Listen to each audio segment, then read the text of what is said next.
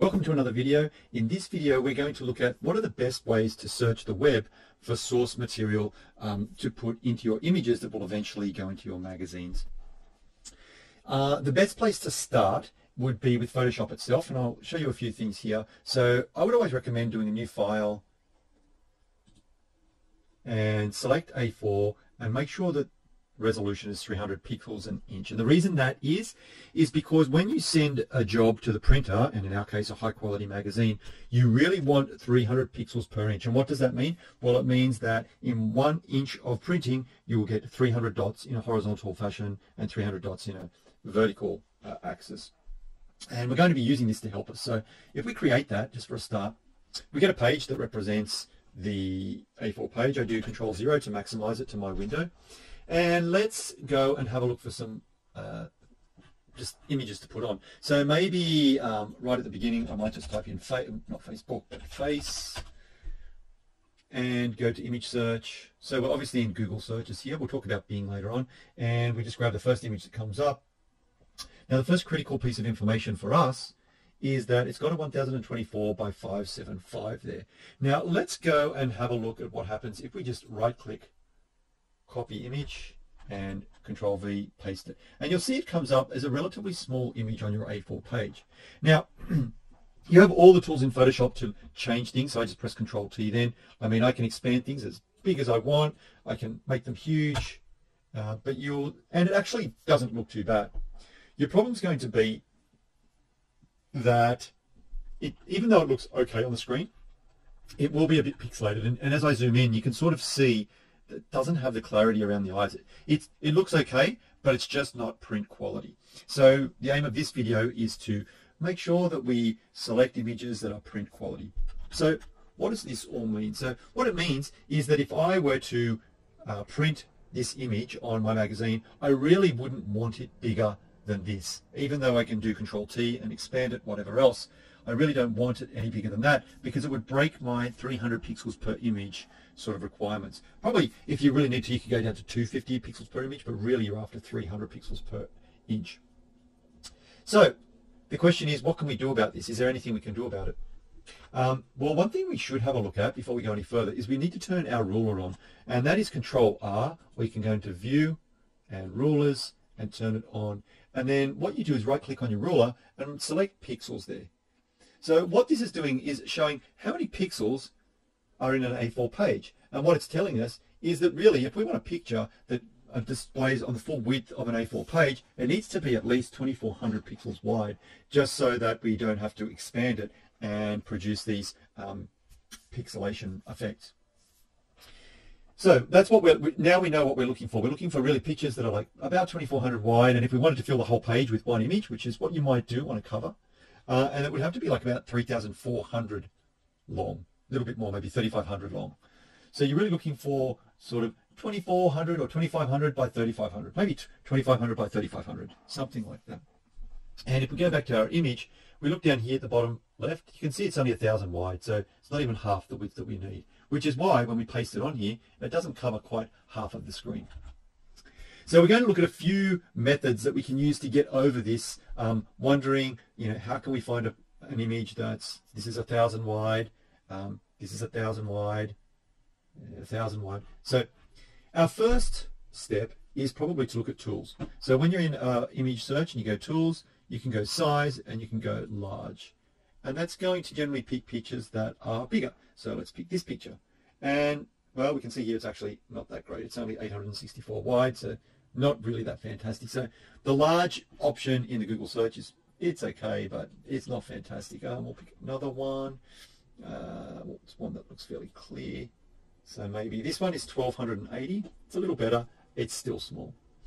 There's another thing that you can use that's very useful. If you go to Google Advanced Image Search, what you can do is you can type in your search requirements, but then under image size, you can specify basically the font size of the file, which will influence how wide it is and how long it is. So for an A4 page, typically you're looking at about 8 megabytes minimum. So we can say larger than 8 megapixels, sorry, not megabytes, 8 megapixels. And I leave all the rest blank and I do an advanced search, and you're more likely to come up with images that are larger. So say this one, you can see here 3,600 by 5,000 is huge. So if we do a copy image and we go Control V, oh, we get not very good. So let's try File New. Oop, that's the one, 300. We'll see if that makes any difference. And so it's still small. And this is the problem, is that even when you hover over, this is the size on the source. So not what they're displaying here. It's very frustrating. So I click on that and we come into the magazine, but you can see it's sort of chopped off here. So it's a bit frustrating really, this whole searching business. We'll try copy image here, see what we get. So we get something a bit bigger, but it's still tiny. So in this particular case, it hasn't worked very well. But sometimes it works really well. So if you did an ant, I think there's a good picture of an ant here. So if I picked this one, it's supposed, no, maybe we want bigger than that. That's 1600 wide, right? So this image is 1600 wide. It's not a real image though, so we'll try and find one.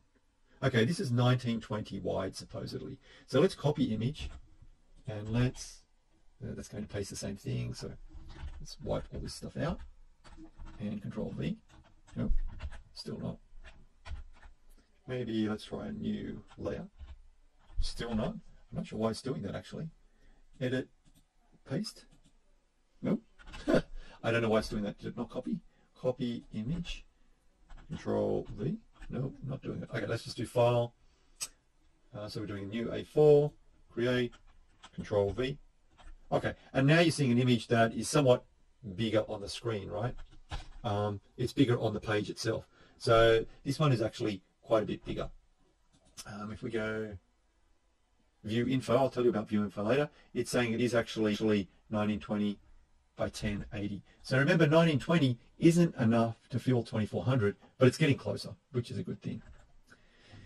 So we keep searching, try and find a big one. I thought this was a big one actually. Okay, so these are one way that you can do it. Now there's also Bing, of course. So if you go to Bing, you can search for an ant under images, and plenty of ants will come up. And what you've got here is a filter. So you can choose extra large. So Bing's great. It like puts the numbers up here straight away, so you can see what the source is at least. So I can click on that, and quite often you'll get quite big images. So if I right click on that and go copy image, I think it should copy into Photoshop. Control N, A4, Control V. And there you go. Okay, so that's a huge image, that means it's big enough to print on the entire cover. So you can see that you've got your job ahead of you, just finding an image that's big enough, high enough quality to actually use in your magazine. There's another couple of tools that you can use on top of or what we've shown so far. And what I do is I actually use a couple of add-ins, but unfortunately they're only available in Firefox. Now, Firefox, if you don't know, is another browser. And it supports a couple of extensions that Chrome just doesn't have. So if you want, you can download and install Firefox. Even school computer owners should be able to install Firefox. And when you do install Firefox, you want to go and grab an under add-ons. You'll find extensions, and if you search up image info, is pretty good. And really cool one is image max URL. So if you search those up and install them, you'll get a bit of functionality that I'll demonstrate now. So say for example, we choose an image like we did before. It could come up here. But at the moment it's 1024 by 575. Now what I want to do is have a look and see if there's anywhere that it was on the internet that has a bigger copy. So if I go right click now, because I've turned those two add-ons on, I now get a new option here that says try to find a larger image. And I can find one slightly larger. So this one's 1296 by 728. So that's actually a little bit bigger. Not as big as I want, so probably not good enough for me. I'd probably do Google Advanced Search, I think. That seems to be the best way to find things. It may be that for different subjects, different tools are better. So if I go Google image search, I should put. And let's search for an ant. And we want 8 megapixels, advanced search.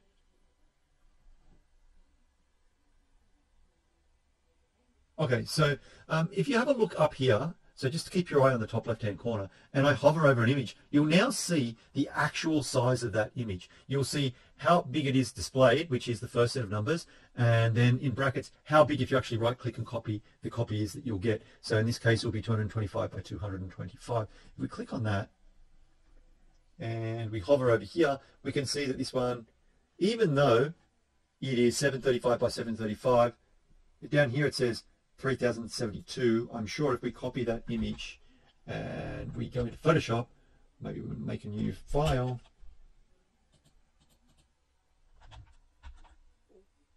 Actually, we did get the full size image, I think. So actually, although you can see this isn't a great quality image, you can see it's not very clear, actually. Yeah, that's an example where even though the resolution is fine, the image is just not high quality. It's been processed somewhere along the line, and it doesn't look that great. So you've got to be careful for that too. Let's see. So that's a huge one apparently. So if I right-click this, copy image, delete this, add a new layer. Hopefully, I don't know why it was pasting the old image. Paste the old image. I'm not really sure why it's doing that. I can't tell you. For the time being, for the purpose of this video, we'll just create a new image every single time. Okay, so that's huge, okay? So you can see that that is well and truly big enough to put on. And of course, we can shrink things quite successfully. So if you do Control-T for transform, you get the box and you can just drag things in. And that doesn't lose any resolution, okay? So you can quite safely shrink things. It's just expanding things. You've got to be careful. And so, yeah, there's some of the tools that I use. I use the sometimes you'll find one. I'm just trying to find an example. So sometimes I try and find a larger option, and I'll find a 3750 by 2411. That's the same size. So it's probably because I've done a Google image search, and I've got the larger than 8 megapixels in. But if I go to just search for a face, not Facebook, face, and I do an image search, and if you're desperate, you see a face that you want, and this is say 2000. So if we copy this, so this would almost be wide enough to do the width of the page. So if we do copy image, it should just about do the width of the page. Just check that. It's always worth checking.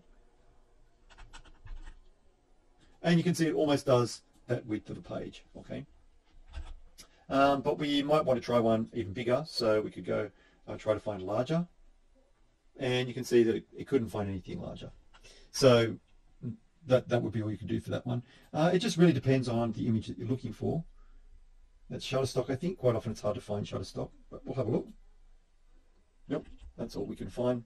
Anyway, I'll leave you with those tools to play around with, and hopefully you can find some good source material. One thing that I would recommend to you, because you will need to do it in your assessment task, is you will need to keep track of where you get your images from. In other words, I will want like a bibliography, I guess, for your images. The way you do that is right-click on the image, copy the link, and then just paste it into somewhere so that you keep track of what you're using.